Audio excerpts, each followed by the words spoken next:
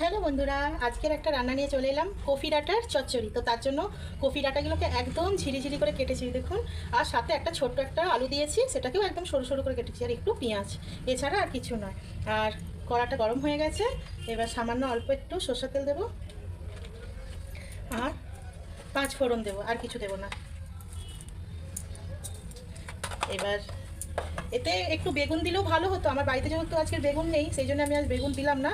বেগুন, সিম এগুলো দিলেও এতে বেশ ভালো লাগে, কিন্তু আমার তো বাড়িতে নেই এই দুটো জিনিস, তো তাই আমি শুধু আলু আর কফি ডাঁটা দিয়েই করছি।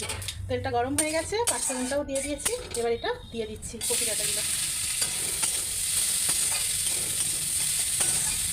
এবার দেখতে থাকুন কী কী মশলা দিচ্ছি না দিচ্ছি সবই আপনাদের সাথে শেয়ার করবো।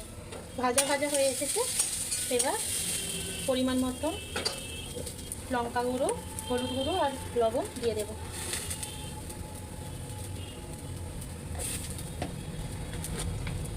হলুদ গুঁড়ো। আর এই কপি ডাঁটা অনেকে খায় না, কিন্তু এই প্রথম সিজনের প্রথমের দিকে বেশ কপি ডাঁটা খেতে ভালো লাগে, পরের দিকে ভালো লাগে না, কিন্তু বেশ ভালো লাগে। এবার এতে বড়ি দিয়ে করলেও বেশ ভালো লাগে খেতে।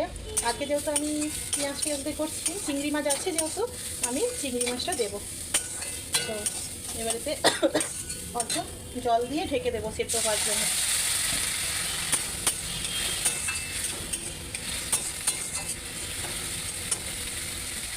সেদ্ধ হওয়ার জন্য ঢেকে দেবো জল দিয়ে।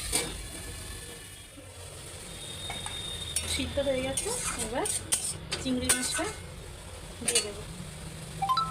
চিংড়ি মাছগুলো দিয়ে দেবো, অল্প চচ্চড়ি তো তাই অল্পই চিংড়ি মাছ, আর স্বাদ মতন একটু চিনি দেবো।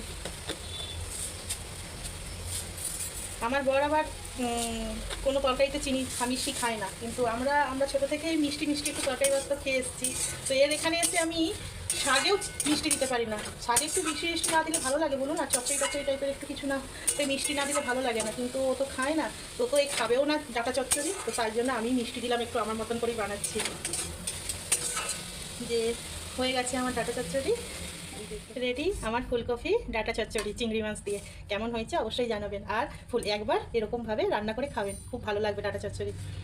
টাটা। ভিডিওটা ভালো লাগলে অবশ্যই লাইক করবেন।